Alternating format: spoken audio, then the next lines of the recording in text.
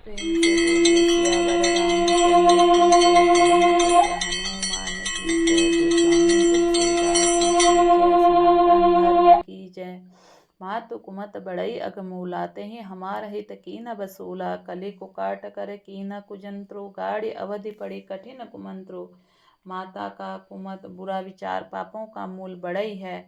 उसने हमारे हित का बसूला बनाया, उससे कलह रूपी कुकाट का कुयंत्र बनाया और 14 वर्ष की अवध रूपी कठिन कुमंत्र पढ़कर उस यंत्र को गाड़ दिया। यह माता का कुविचार बढ़ई है। भरत को राज्य बसूला है, राम का वनवास कुयंत्र है और 14 वर्ष की अवधि यह कुमंत्र है। मोहि लगिया कुकाटु तहि ठाटा, घाल सी सब जुग 12 बाटा। मिटई कुजोगु राम फिर आए, बसई अवध नहीं आन उपाय। मेरे लिए यह सब सारा कुकाट बुरा साज रचा और सारे जगत को 12 बाट छिन्न भिन्न करके नष्ट कर डाला। यह कुयोग श्री राम जी लौट आने पर ही मिट सकता है और तभी से अयोध्या बस सकती है, दूसरा किसी उपाय से नहीं। भरत वचन सुन मुनि सुख पाई, सबहि कीन बहुत भांति बढ़ाई। तात करहु जनि सोच विशेषी, सब दुख मिटहि राम पग देखी। भरत जी के वचन सुनकर मुनि ने सुख पाया और सभी ने उनकी बहुत प्रकार से बढ़ाई की। मुनि ने कहा, हे तात, अधिक सोच मत करो, श्री रामचंद्र जी के चरणों का दर्शन करते ही सारा दुख मिट जाएगा। करि प्रबोध मुनिवर कहूँ, अतिथि प्रेम प्रिय होऊँ। कंद मूल फल मूल हम देहि लेहूँ, हरि छो करि छोहूँ। इस प्रकार मुनि श्रेष्ठ भरद्वाज जी ने उनका समाधान करके कहा, अब आप लोग हमारे प्रेम प्रिय अतिथि बनिए और कृपा करके कंद मूल फल फूल जो कुछ हमें दें स्वीकार कीजिए। सुनि मुनि बचन भरत ही सोचू, भयों को अवसर कठिन सकोचू। जाने गरोई गुरु गिरा बहोरी, चरण बंदि बोले कर जोरी। मुनि के वचन सुनकर भरत जी के हृदय में सोच हुआ कि यह बेमौके बड़ा बेढब संकोच आ पड़ा है। फिर गुरु जी की वाणी महत्वपूर्ण आदरणीय समझकर चरणों की वंदना करके हाथ जोड़कर बोले, सिर धरि आयुष करिय तुम्हारा, परम धर्म यो नाथ हमारा। भरत वचन मुनि बर मन भाए, सुचि सेवक शीस निकट बोलाए। हे नाथ, आपकी आज्ञा को सिर चढ़ाकर उसका पालन करना यह हमारा परम धर्म है। भरत जी के ये वचन मुनि श्रेष्ठ मन को अच्छे लगे। उन्होंने विश्वास पात्र सेवकों और शिष्यों के पास बुलाया। चाहे कि न भरत पहुनाई, कंद मूल फल आनहु जाई। भले ही नाथ कहीं तिन सिर नाय, प्रमुदित निज निज काज सिधाए। और कहा कि भरत जी पहुनई करनी चाहिए, जाकर कंदमूल और फल लाओ। उन्होंने हे नाथ बहुत अच्छा कहकर सिर नवाया और तब वे बड़े आनंदित होकर अपने अपने कामों को चल दिए। मुनहि सोच पाहुन बड़ नेवता, तसी पूजा चाहे जस देवता। सुनि रिधि सिद्धि अनिमादिक आई, आयुष होई सो करहि गुसाई।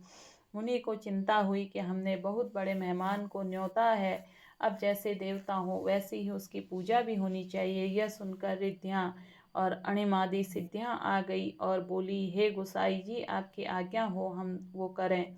राम राम बिरह व्याकुल भरत सानुज सहित समाजा, पहुनाई करि हरहु श्रम कहा मुदित मुनिराजा। मुनिराज ने प्रसन्न होकर कहा, छोटे भाई शत्रुघ्न और समाज सहित भरत जी श्री रामचंद्र जी के विरह में व्याकुल हैं। इनकी पहुनाई आतिथ्य संस्कार करके इनके श्रम को दूर करो। रिद्धि सिद्धि सिर धरि मुनिबर बानी, बड़ भागिनी आप ही अनुमानी। कहीं परस्पर सिद्धि समुदाय, अतुलित अतिथ राम लघुभाई। रिद्धि सिद्धि मुनिराज की आज्ञा को सिर चढ़ाकर अपने को बड़भागिनी समझा। सब सिद्धियां आपस में कहने लगी, श्री रामचंद्र जी छोटे भाई भरत ऐसे अतिथि हैं जिनकी तुलना में कोई आ नहीं सकता। मुनिपद बंदे करई सोई आजु होई, सुखी सब राज समाजो। अस कहीं रचेऊ रुचि और ग्रह नाना, जहीं बिलो की बिलख ही बिमाना। अतः मुनि के चरणों की वंदना करके आज वही करना चाहिए जिससे सारा राज समाज सुखी हो। ऐसा कहकर उन्होंने बहुत से सुंदर घर बनाए, जिन्हें देखकर विमान भी बिलखते हैं, लजा जाते हैं। भोर विभूति भूरि भरे राखे, देखत जिन्हि अमर अभिलाषे। दासी दास साजु सब लीने, जोवत रही मनहि मनु दीनै। उन घरों में सारे भोग, इंद्रियों के विषय, ऐश्वर्य ठाट बाट का सामान भर कर रख दिया, जिन्हें देखकर देवता भी ललचा गए। दासी दास सब प्रकार की सामग्री लिए हुए मन लगाकर उन्हें मनों को देखते रहते हैं, अर्थात मन की रुचि के अनुसार करते रहते हैं। सब समाजु सजी सिधि पल माही। जे सुख सुरपुर सपने हुनाही। प्रथमई बस दिए सबके ही। सुंदर सुखद जथा रुचि जेहि। जो सुख समान स्वर्ग में स्वप्न भी नहीं है, ऐसा समान सिद्धियों ने पल भर में सजा दिए। पहले तो उन्होंने सब किसी को किसी की जैसी रुचि थी वैसे ही सुंदर सुखदायक निवास स्थान दिए। बहुरी सपरिजन भरत कहूँ ऋषि अस आयुष दीना। विधि विस्मय दायक विभव मुनिवर तप बल कीना। और फिर कुटुंबों सहित भरत जी को दिए, क्योंकि ऋषि भरद्वाज जी ऐसी ही आज्ञा दे रखी थी। भरत जी के चाहते थे तो उनके सब संगियों को आराम मिले, इसलिए उनके मन की बात जानकर मुनि ने पहले ही उन लोगों को स्थान देकर पीछे सब परिवार भरत जी को स्थान देने की आज्ञा दी थी। मुनि श्रेष्ठ ने तपोबल से ब्रह्मा भी चकित कर देने वाला वैभव रच दिया। मुनि प्रभाव जब भरत बिलोका। सब लघु लगे लघु लोकपति लोका। सुख समाजु नहीं जाए बखानी। देखत बिरत बिसारहि ज्ञानी। जब भरत जी ने मुनि के प्रभाव को देखा तो उसके सामने उन्हें इंद्र वरुण यम कुबेर आदि सभी लोकपालों को लोग तुच्छ जान पड़े। सुख की सामग्री का वर्णन नहीं हो सकता, जिसे देखकर ज्ञानी लोग भी वैराग्य भूल जाते हैं। आसन शयन सुबसन बिताना। वन बाटिका बिहग मृग नाना। सुरभि फूल फल समय समाना। विमल जलाशय विविध विधाना। आसन सेज सुंदर वस्त्र चंदोवे वन बगीचे भांति भांति के पक्षी पशु सुगंधित फूल और अमृत के समान स्वादिष्ट फल अनेकों प्रकार के तालाब कुएं बावली आदि निर्मल जलाशय असन पान सुचि अमीय अमीय देखी लोग सबुचात जमी से सुर सुर भी सुर तरु तबही के लखी अभिलाष सुरेश सचि के। तभी अमृत के समान वे अमृत सरीखे पवित्र खान पाने के पदार्थ थे, जिन्हें देखकर सब लोग संयमी पुरुषों के विरक्त मुनियों की भांति सकुचा रहे हैं। सभी के डेरों में मनोवांछित वस्तु देने वाले कामधेनु और कल्पवृक्ष हैं, जिन्हें देखकर इंद्र और इंद्राणी को भी अभिलाषा होती है, उनका भी मन ललचा जाता है।